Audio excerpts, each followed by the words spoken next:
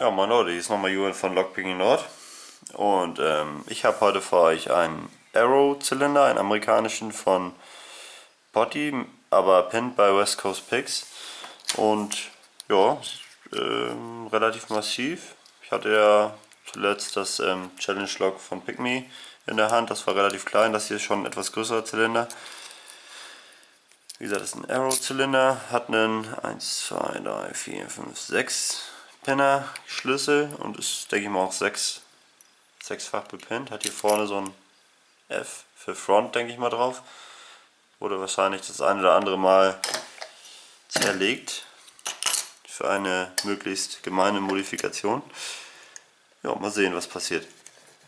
Ich werde es wieder fairerweise amerikanisch picken, das heißt auf den Kopf und mit rechts, denke ich doch mal, oder?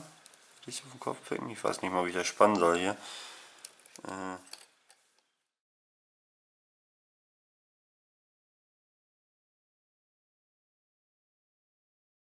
Der passt gut, das ist ein Spanner, ein L-Wrench, ein selbstgemachter in 1,4 mm Stärke. Der passt da gut rein. Ich weiß allerdings nicht, ob das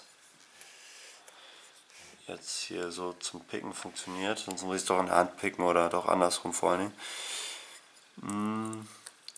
Picken tue ich das mit einem Offset Hybrid in 0,5. Das Bitting ist nicht so radikal, wie ich gesehen habe. Also doch schon ein paar ziemlich hochgeschnittene, aber es müsste eigentlich gerade noch so gehen. Ich fange mal mit leichter Spannung an. Oh, da knackt er schon ordentlich. Hoffentlich ist mein Pick überhaupt lang genug. Glaube ich schon einen ganz leichten Kernkipp erhalten. Oh, 1 angetippt, einen ganz großen Kernkipp jetzt.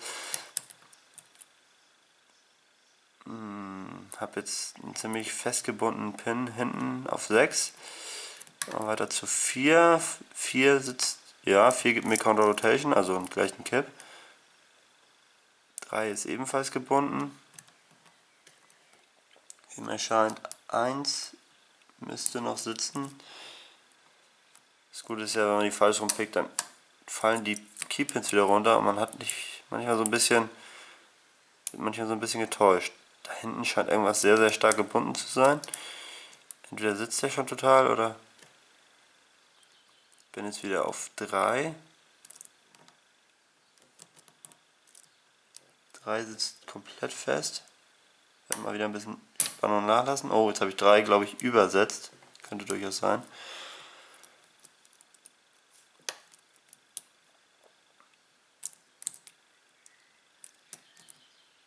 Mit Rechtspicken ist echt nicht meine Stärke, muss ich euch sagen. Und auch nicht verkehrt rum. Gar nicht. Das Gute ist ja, ich habe relativ viel Platz im Keyway. Das ist echt ein Witz gegen die deutschen Schlösser oder die europäischen. Hier hätte ich wahrscheinlich auch einen ordentlich dicken Pick nehmen können oder auch vielleicht eher so ein DeForest Ball oder DeForest Diamond, um da besser ranzukommen. Vielleicht sollte ich das auch nochmal tun.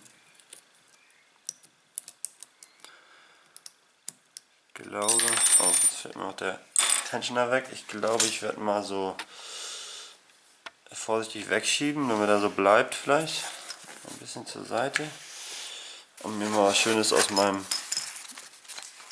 Kit nehmen hier. Was haben wir denn hier? Einen Rytan, einen schwarzen, die Forest Diamond und dann nehme ich mir nochmal einen South Out Max, die Forest Ball hier raus.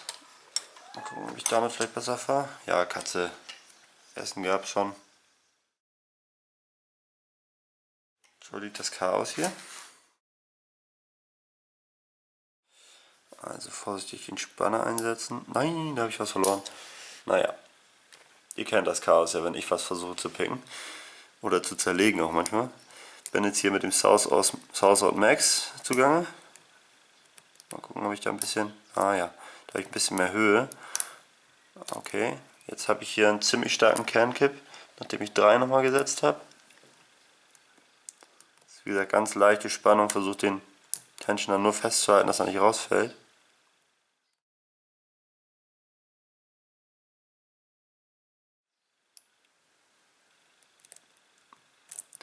Versuche mal ein bisschen zu wiggeln. Wie Foxy das immer so schön nennt. Also hin, vibrieren, hin, rucken so ein bisschen. Da hinten sitzt alles relativ fest in 6 und 5. Ich denke, da brauche ich irgendwas Stärkeres. Der Ritan ist wahrscheinlich nicht stark genug. Der Deforest Diamond, der ist wahrscheinlich noch ein Stückchen dünner, oder? Ja, irgendeinen dicken alten Peterson raussuchen sollen, oder? Ich weiß noch nicht so genau.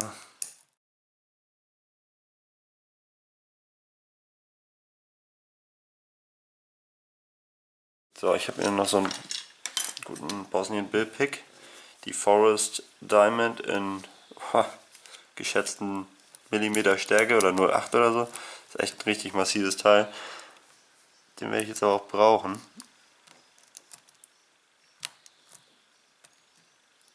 Ja, das ist ein Pick mit einem gedruckten Handle von Bosnian Bill. Ich denke mal, wir haben seine ganzen handgemachten Picks geerbt. Die grünen hatte ich ja auch alle. Oh, schon wieder weggeflogen. Oh Leute, ich glaube, das muss ich andersrum versuchen.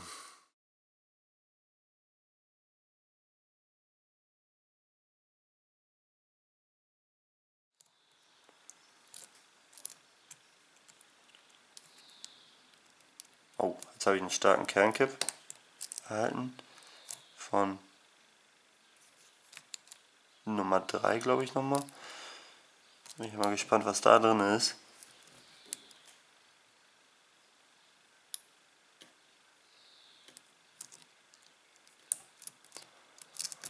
Schloss ist relativ locker, muss man ein bisschen nachspannen hier. Tensioner fällt auch schon fast wieder raus.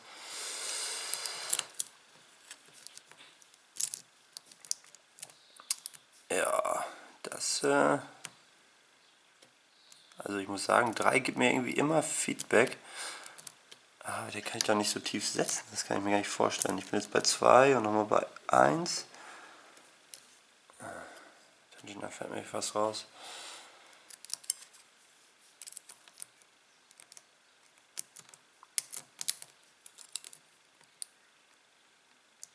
Wiggle, wiggle.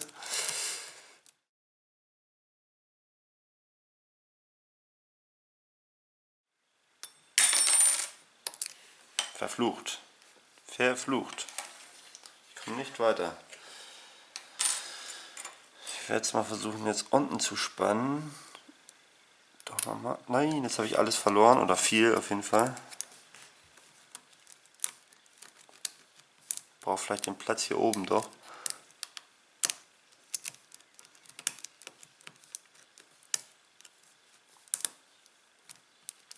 Oh, so lang kann das doch nicht dauern hier.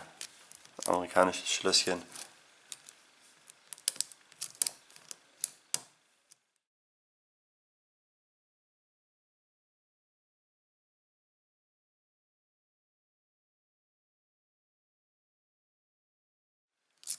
Gibt's ja gar nicht. So, Schluss damit mit dem Spielkram. Jetzt wird europäisch gepickt. So. Spanne oben. Das Mist hier zur Seite erstmal. Offset Hybrid in 0,5 wieder mal. Jag mich jetzt hier schnell mal durch die Reihen. Hoffe, dass ich es jetzt schneller aufbekomme. Nicht, dass das Video zu lang wird. Naja, Offset ist ja auch ein Speed-Pick oder ein schneller, für schnelles Picken gedachter Pick. Hab viel Feedback hier in dem Schloss, sehr, sehr viel Feedback. Allerdings auch ziemlich viel Knirschen und Knacken, was ja auf Serrations hinweist oder auf Gewinde oder scharfe Schnitte in den Pins.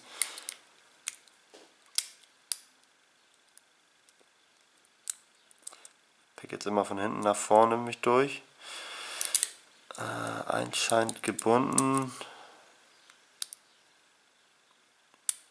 Eins scheint gebunden und jetzt übersetzt. Ich resette das mal komplett. Verflucht, ich hätte nicht gedacht, dass es so lange dauert. Also West Coast Picks, da hast du irgendwas richtig gemacht, um mich zu ärgern. Oh Mann.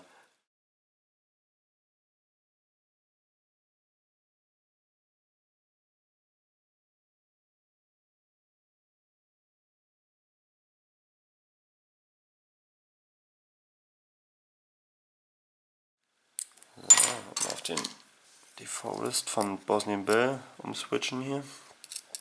Der ist schön stark. Ich will meinen Offset auch nicht so malträtieren. Ich bin ein ziemlicher Gewaltpicker manchmal.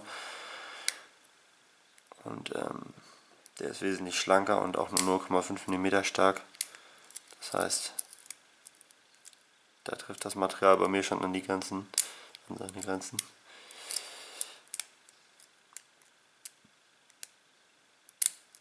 Der wird übersetzt.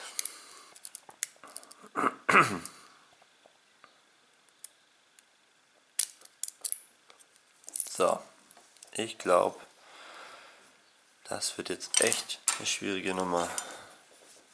Vielleicht hätte ich doch erstmal Kaffee trinken sollen.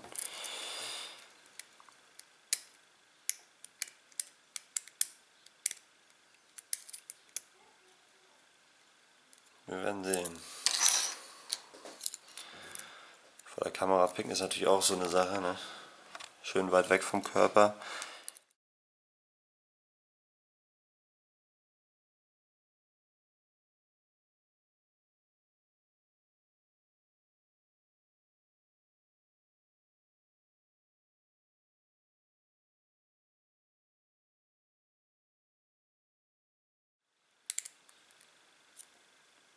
Ich habe so ein tiefes Falset, da darf eigentlich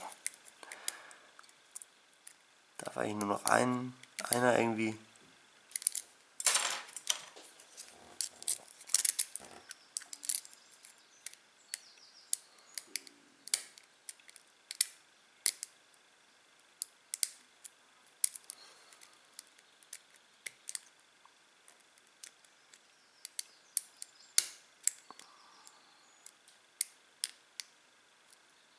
Knisch, knack, knack, knisch.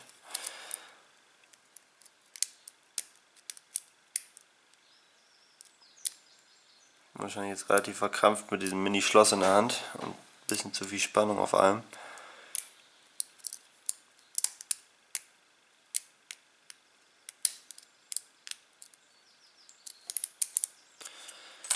Let's start again. Aber wie ihr seht, wenn ich jetzt komplett resettet habe und schon mal ein bisschen Tension gebe, kommt schon ein halbes Falset hier in Kernke. Das heißt, da wird irgendwas relativ wackelig drin sein. Die Pins werden nicht so eine großartigen Toleranzen haben. Vielleicht. Oder werden ein bisschen dünner sein vom Durchmesser. Jetzt mal nochmal in Ruhe und ganz vorsichtig.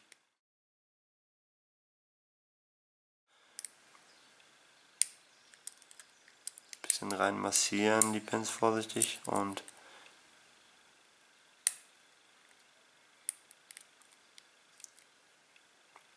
das Beste hoffen.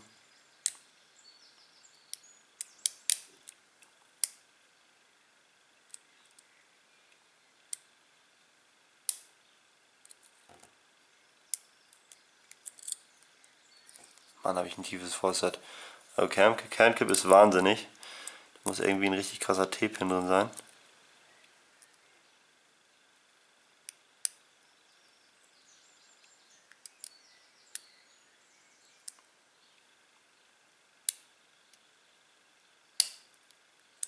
Das war ein Overset. Habe ich zu tief gesetzt. Ist aber auch gleich wieder zurückgeschnappt. Also entweder saukrasse Spulen oder heftige T-Pins. Wer weiß, vielleicht sogar ein Pin-in-Pin. Ich kenne mich mit West Coast Picks Schlössern nicht so auf. Oh, es ist offen. Oh Mann. Krampf in der Hand hier.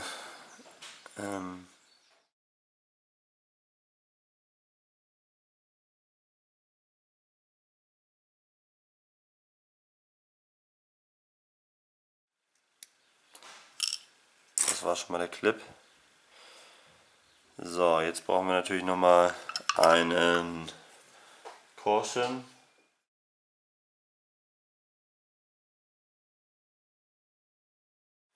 Vielleicht kriege ich das ein bisschen beschleunigt das Video. Gerade die ganzen Fehlversuche. Aber das ist halt Picken, ne? Das kann nicht immer alles so nur aufnehmen, wenn es alles perfekt klappt. So ist das ja nie beim Picken.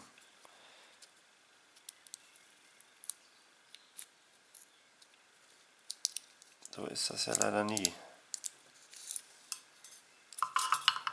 Gerade wenn man ein Schloss jetzt nicht... Oh, oh! Hier ist ein Pin in Pin. Jetzt muss ich mich beeilen, die Karte ist gleich voll. Habe ich hier einen T-Pin, Serrated, Key-Pin. Das ist allgemein nur ein T-Pin. Okay, jetzt muss ich aber hinten machen. Ich liebe Keypins mit einem T-Pin-Ende, mit einem Pin-in-Pin-Ende. Tatsache.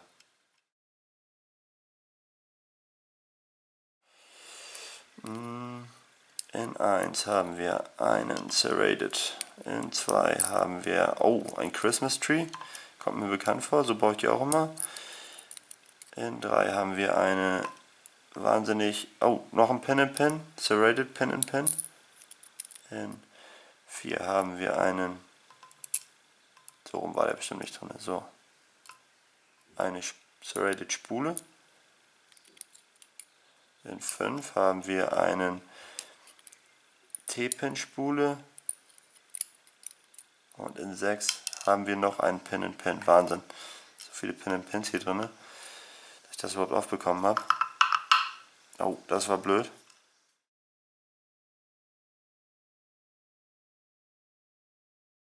Aus Gewohnheit, weil man nur Standardschlösser pickt. In 6 sitzt eine Stahlfeder. Dann ist in 5 eine Kupferfeder. So, das ist drin. Habe nur noch 1 Minute nach. Kamera ist gleich voll. Karte ist gleich voll. Ich werde euch das mal schnell zeigen.